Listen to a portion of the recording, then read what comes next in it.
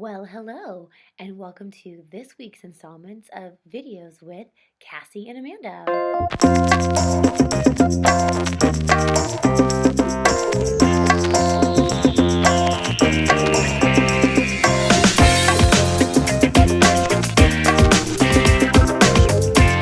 We have taken a break for a while, being really consistent with our videos, which has made me kind of sad. But it's been good to have a break because I was in rehearsal and then the show just came up, and then you did that absolutely lovely review of the review. You and Myra are so funny. And I feel like you made a lot of valid points, which were interesting. I feel absolutely exhausted. And so it's nice to actually be home this week. I've started a whole new list of like things I have to get done because it's December and I should be Christmas shopping and I should be doing X amount of things, which are already overwhelming me. I'm actually feeling overwhelmed just talking to you right now. But I did get my Christmas tree up, one of two. So that's nice. Thank you for coming to see the show. The night you guys came was the best night that we did it, and it's all because we had such a wonderful audience. I think people really underestimate how important it is to have a really good audience with really good energy. Because, you're up there and you're performing, and especially if it's a comedy, if no one laughs, then you don't feel like you're doing a good job because you don't feel like people are feeling like it's funny. As I've talked about before, I have two phases. I have nice Cassie and I have like crazy, hateful, rude, honest, B-word Cassie.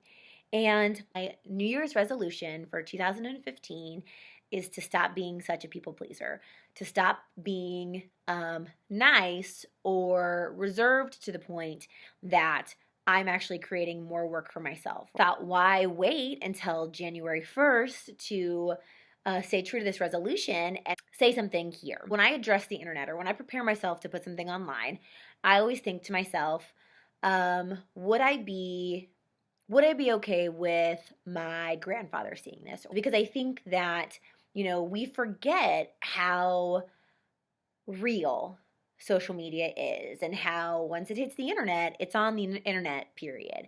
And you shared it with a broader audience than maybe sharing it with your close friends. And now, oh my gosh, it is there.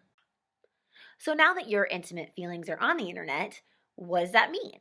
Well, it means that you are open to be scrutinized. Anytime something comes out of your mouth and you share it with the world, you are opening yourself up to have other people's feelings shared back with you. So it wasn't until recently that I think I really came to terms with the fact that nothing in the world will change unless we speak up and choose to be the change we want to see in the world. And I think I'm constantly surprised by the people I see respond to things and in turn the response they have. You can be very, very close to someone and not realize how much you might disagree with a feeling that they have. So I was talking with a dear friend this past weekend, and we got on the subject of racism. And they made a really good point. Everyone is so offended by being called a racist. You call somebody out that they're a racist, and immediately they are offended that you could even think that they were a racist. And truthfully, would it have made more sense to say, the comment you just made it seem like you were discriminating against a certain type of people? I used to think that eventually everyone with racist ideals would eventually die off. I assumed racism was a thing for a different generation, not for our generation. My husband and I were talking today, and I joked about how I might do a segment in this video called "You Might Be a Racist," similarly to the way that Jeff Foxworthy used to say, "You might be a redneck. If this, then you might be a redneck." So, a racist is a noun.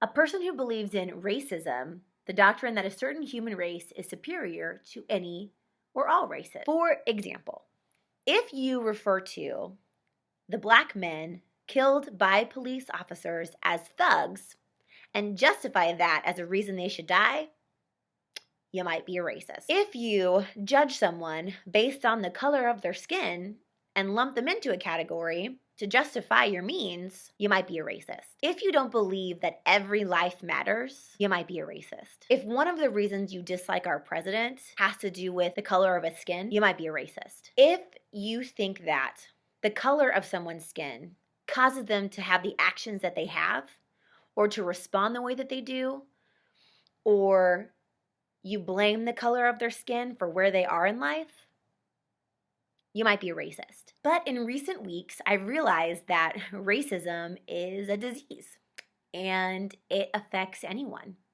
regardless of age, regardless of education, regardless of economic standing. I guess what offends me the most is there are racists on both sides. There are people making split-second decisions on both sides of this conversation based on the color of someone's skin. What made me so angry about every conversation I had about Ferguson was that the person on the other side of that conversation very rarely addressed the fact that there is a fundamental issue that has to do with race.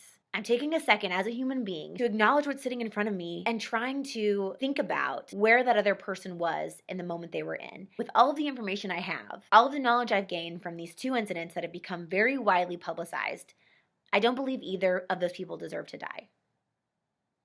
I just don't. I feel like there's a fundamental issue, a fundamental problem in our society. And I think that the first way to fix that is to stop making these generalized blanket statements about those people and those things, and they did this, and stop slumping everything together and taking each situation as one thing at a time. Not every police officer is bad. Not every Black person is bad. Not every white person is bad. Guess what? There are lots of people of every color that are good and bad. It's not the color of your skin that defines who you are as a person.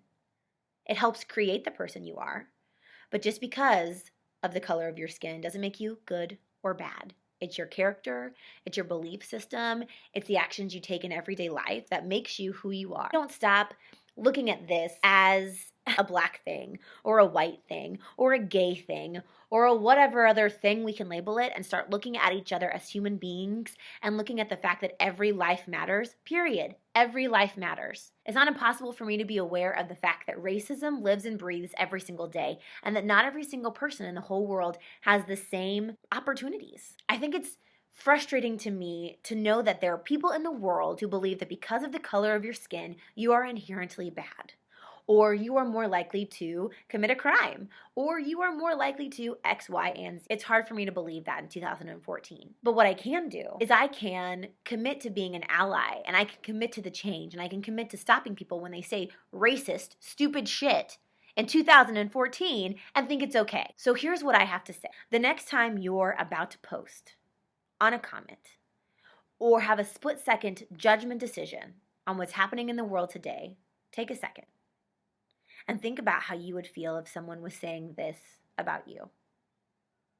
Think about how you would feel if somebody was making this comment about your group of friends. Would you be offended by it?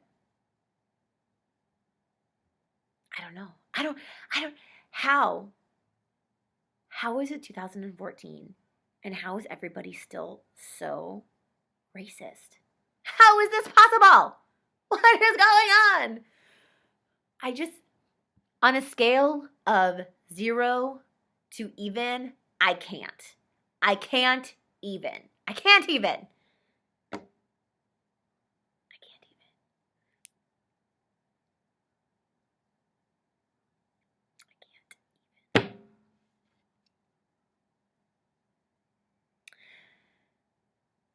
And having these videos that we were posting back and forth to each other to talk, I know that this is a tricky situation. I know that talking about racism and talking about the injustice in the world today, and I know that's hard to talk about. And I know that I'm scared that I'm going to offend somebody without wanting to offend them. But I guess what I have to say to that is, every single time somebody makes a racist comment on Facebook or shares a stupid post that is equally racist, they don't care whether or not they're offending me. They don't care whether or not they're offending hundreds of thousands of people.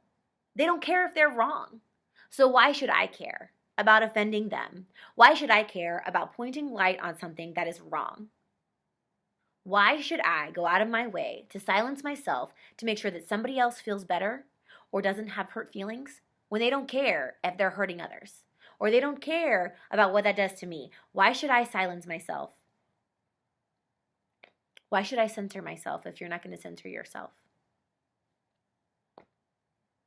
So with that being said, if you don't care about the way you come across on Facebook or Twitter or Instagram or whatever social media outlet you're sharing your racist propaganda bullshit on, I don't care either.